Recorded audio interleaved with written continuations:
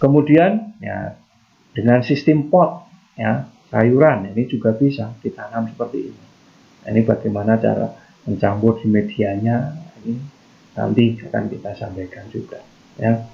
Kemudian ya ini yang lagi ngetren, bisa ditanam di dinding-dinding dengan menggunakan ini ya, karung-karung seperti ini. Ini sangat-sangat mudah sekali untuk digunakan ya, dengan menggunakan teknologi NASA. Kemudian ya ini salah satu contoh ya, dia tanaman pekarangan. Kalau kita ingin berbudaya organik, kalau pengen lebih luas nanti bagaimana ya, kan kita kupas di sini. Nah, kalau pengen dengan lahan-lahan sempit, ya ini yang perlu kita siapkan adalah medianya, media tanaman yang digunakan. Nanti kita masukkan ke dalam karung-karung atau ke dalam paralon-paralon atau ke dalam kantong-kantong plastik atau apa. Ini medianya. Nah, ini antara lain ada menggunakan tanah, arang sekam ataupun kompos ya. Ini bisa ya, atau bisa menggunakan pasir juga bisa ya. Tapi yang paling bagus tanah, arang sekam, kompos dengan perbandingan 1:1. Kemudian campuran tanah atas, topsoil dan pupuk kandang aja juga bisa. Nah, di sini tidak ada takaran baku. Yang penting syaratnya bahan organik ini cukup dan porus. Supaya apa? Supaya tanahnya itu tadi gembur. Ya, ciri tanah yang gembur, tanah yang subur, di situ kandungan bahan organiknya itu tinggi. Ya, ini. Kemudian kalau dilakukan di hamparan yang luas, ya, ini harus dilakukan pengolahan tanah. Ya, hamparan yang luas bisa dilakukan dengan cara pengolahan tanah. Caranya bagaimana? Ya, tanah seperti biasa, tanah diolah, kemudian dicampur dengan pupuk organik, dengan dolomit atau kapur pertanian, campur sampai rata. Kemudian kalau ada pupuk kandang, ya silahkan gunakan pupuk kandang. Kalau tidak, bisa menggunakan supernasa atau supernasa granul. Ya, dosisnya kalau supernasa kurang lebih 3-5 kilo per hektar. Kalau granul atau organindo ini 50 kilo per hektar. Ya, kemudian dibuat BD-nya. Ya, ini. Nah, yang penting di sini ya pembibitan. Ya, pembibitan perlu dipilih benih yang sehat, ya, bibit yang sehat, kemudian bisa direndam dengan menggunakan POC NASA 2 cc per liter, biarkan selama 20 menit, tiriskan, tanam pagi atau sore. Nah, kalau tidak, ini bisa, sekarang kan sudah banyak ya, kalau kini ingin mencoba bertanam, kalau tidak ingin membibitkan sendiri, bisa beli di tempat-tempat pembibitan. Ya, ini juga bisa nanti kita terapi dengan menggunakan pemeliharaannya itu dengan menggunakan teknologi NASA itu juga bisa. Ya, kalau pengen lebih praktis karena sekarang banyak pembibitan bertebaran di mana-mana. Yang perlu diperhatikan ya, bisa juga kita menggunakan benih sendiri untuk mengecek bahwa benih kita itu bagus atau tidak dengan cara membibitkan di pembibitan. Kita kan ada urban farming ya, kita punya benih urban farming ya, A dan B ya, ini bisa kita bibitkan sendiri atau bisa di pembibitan ya gitu. Kemudian yang penting di sini adalah pemeliharaan. Pemeliharaan di sayuran organik ini sangat-sangat simple dengan menggunakan produk NASA atau dengan menggunakan pupuk organik yang lainnya ya. Kalau menggunakan produk NASA ini cukup ya, disemprotkan POC NASA dan hormonik atau Green Star ya, atau BSA ya, atau Fruit Top atau pupuk buatan sendiri seperti MOL ya, tiap minggu sekali mulai umur 7-10 hari. Ya, ini. Nah, nanti kalau menggunakan POC NASA dosisnya berapa nanti kita kupas ya. Kalau tidak ya POC NASA ini cukup digunakan ya, paling tidak 3 tutup ya, hormonik 1-2 tutup per tangkinya. Green Star itu setengah tutup aja ya, setengah tutup sampai 1 tutup. Dan BSA ini biangnya pupuk, nah ini nanti kita kupas. Fruit Top ya ini, atau kalau mau buat sendiri dengan MOL tadi ya. Kemudian penyiraman ya, penyiraman ini dilakukan paling tidak 1-2 minggu sekali, tergantung dari kelembapan tanahnya.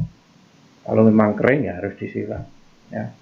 Apalagi di tempat-tempat pekarangan kita, di tempat-tempat menggunakan karung atau menggunakan ember atau menggunakan kantong plastik, ya, atau menggunakan pralon, ya. Ini kan kita bisa melihat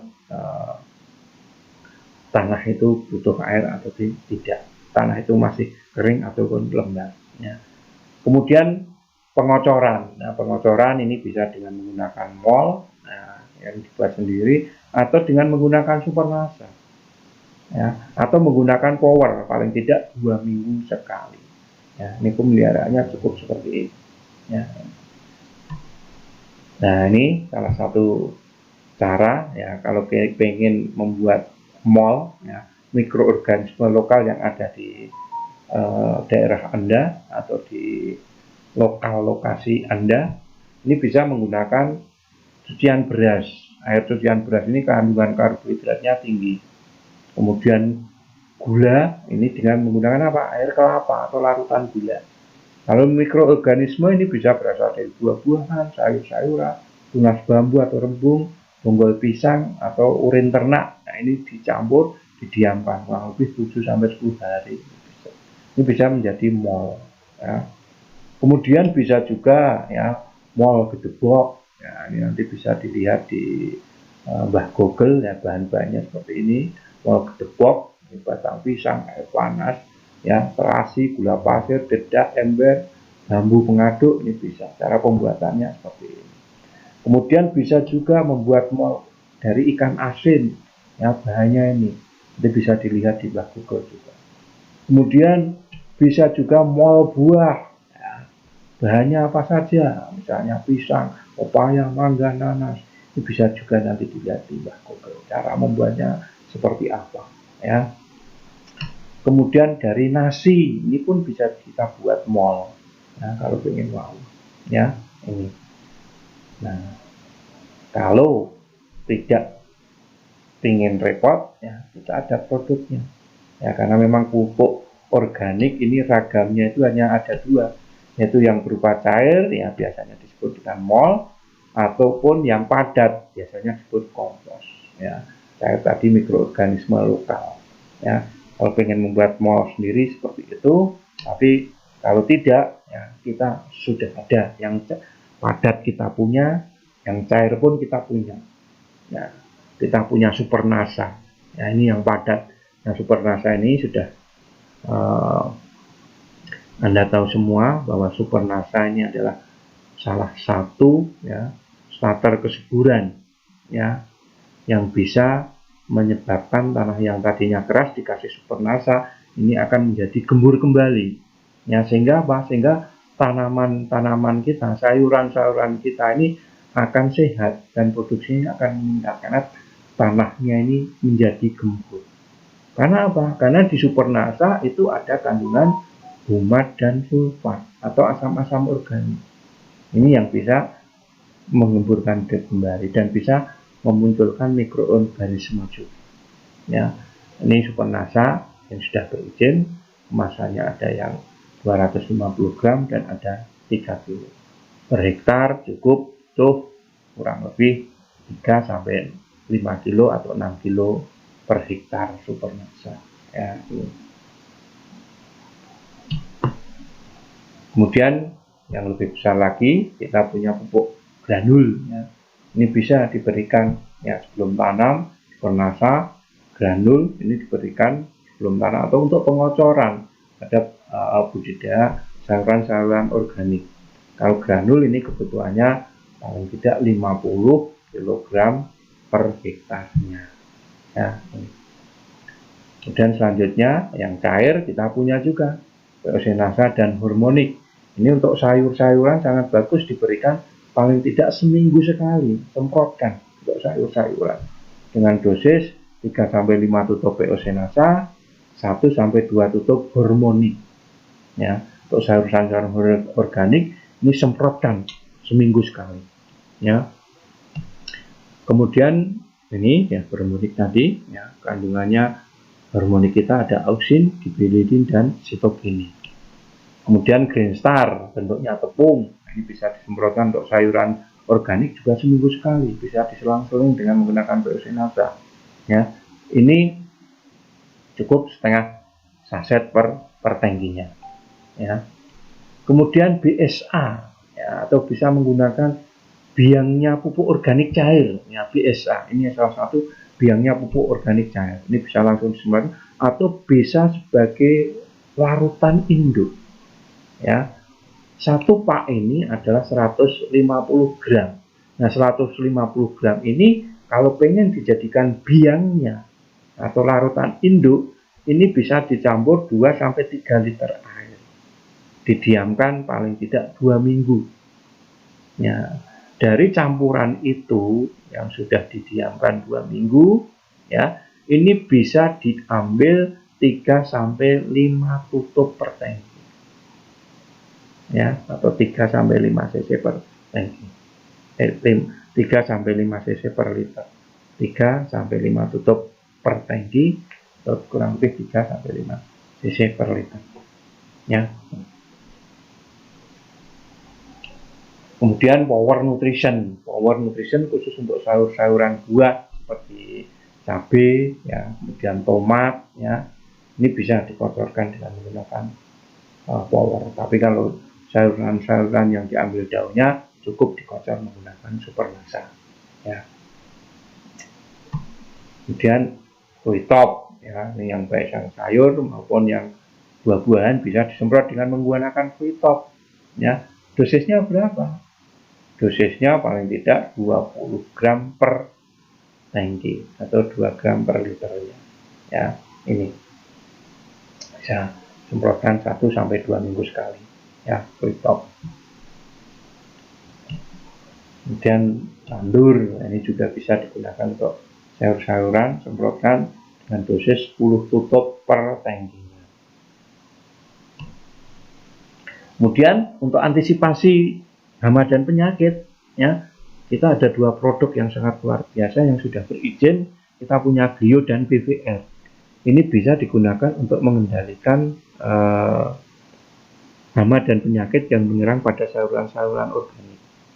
Kemudian kalau ada serangan yang lain, ini nanti bisa diambil secara fisik dan mekanik, diambil dengan menggunakan tangan, ini juga bisa. Ini juga merupakan suatu cara pengendalian, atau bisa meramu sendiri dengan mengekstrak daun-daun dari mindi bisa, kemudian dari srikoyo bisa, kemudian dari daun tembakau, yang semuanya itu ada di Pestona sebenarnya. Tapi maaf, sampai saat ini Pestona masih harus sabar menunggu, masih menunggu izin. Sebenarnya bisa dibuat menggunakan Glio dan BVR. Kalau Glio itu untuk mengatasi penyakitnya, jamur ataupun bakteri, ya, karena di kandungan Glio itu ada kandungan Gliocardium sp dan Trichoderma hersianum, yang ini bisa sedikit banyak bisa mengatasi serangan-serangan penyakit baik yang menyerang ke akar, ke batang, daun maupun ke buah.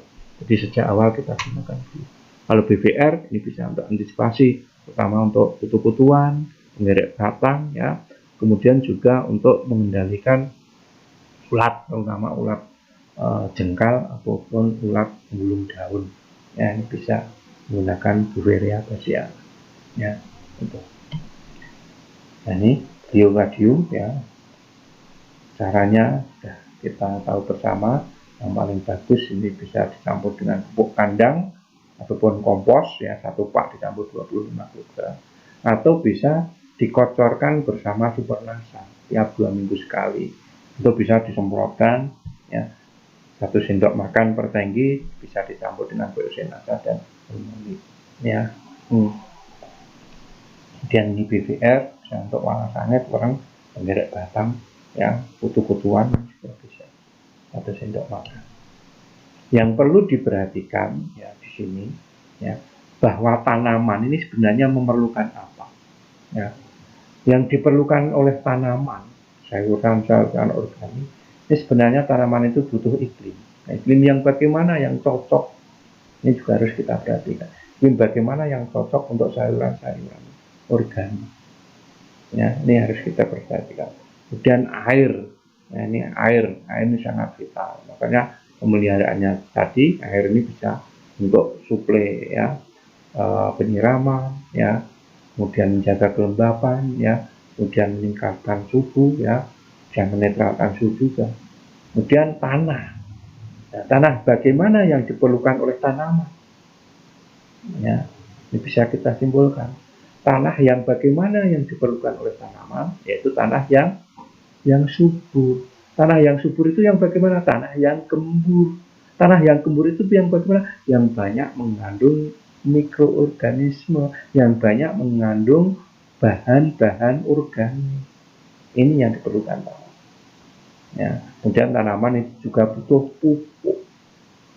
Nah, pupuk bagaimana yang dibutuhkan tanaman? Kita tahu pupuk yang berkualitas. Nah, pupuk yang berkualitas itu yang bagaimana? Pupuk yang berkualitas itu harus mengandung umak-umik tadi, unsur makro, unsur mikro. Ada hormonnya, ada enzimnya, kemudian ada asam-asam organiknya, ya. Kemudian juga ada mikroorganisme.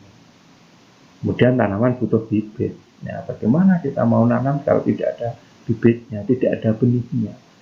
Nah, kemudian yang terakhir, tanaman itu butuh pengendalian pestisida, ya, pengendalian. Nah, ini pengendalian ini kalau di sayuran disarankan dengan menggunakan pestisida yang organik, pestisida yang ramah lingkungan. Ini sebenarnya yang dibutuhkan tanaman. Ya, ini. Ini bisa diperlukan, bisa tidak. Ya. Nah, ini salah satu contoh ya, sayuran-sayuran yang ada buahnya, cabai yang lagi naik daun, cabai rawit ya, kemudian ini cabai keriting ya, dan tomat, kemudian sayur-sayuran kentang ya, kemudian wortel ya, kemudian ini sayuran seperti ini ya, ini sangat luar biasa untuk kita pasarkan di supermarket ya. Ya, mungkin itu yang bisa kami sampaikan bagaimana trik bertanam sayuran organik, dan ini merupakan peluang usaha yang sangat luar biasa. Kita punya produk urban farming ya, dan di situ ya dengan urban farming ini bisa meningkatkan kualitas hidup kita insya Allah. Dengan sayuran-sayuran organik kualitas hidup kita meningkat, dan ini bisa menjadikan peluang usaha. Dan kita bisa di tengah pandemi ya, seperti ini kita bisa berkarya, kita bisa mengelola tanaman sendiri, berlatih untuk hidup sehat, segar, dan senang. Sesuatu kalau kita jalani dengan senang, insya Allah hidup kita akan sehat. Ya, ini. Mungkin itu yang bisa kami sampaikan. Lebihnya mohon maaf yang sebesar-besarnya. Ya, mudah-mudahan bermanfaat, dan ini salah satu peluang usaha yang sangat luar biasa di sayuran organik ini. Mudah-mudahan materi pagi ini bisa bermanfaat bagi mitra-mitra NASA dimanapun Anda berada, baik di dalam maupun di luar negeri. Oke, terima kasih. Sampai bertemu kembali di lain kesempatan dengan materi-materi selanjutnya. Ya, kita kupas bersama. Kurang lebihnya, sekali lagi mohon maaf. Saya akhiri. Assalamualaikum warahmatullahi wabarakatuh. Semangat pagi!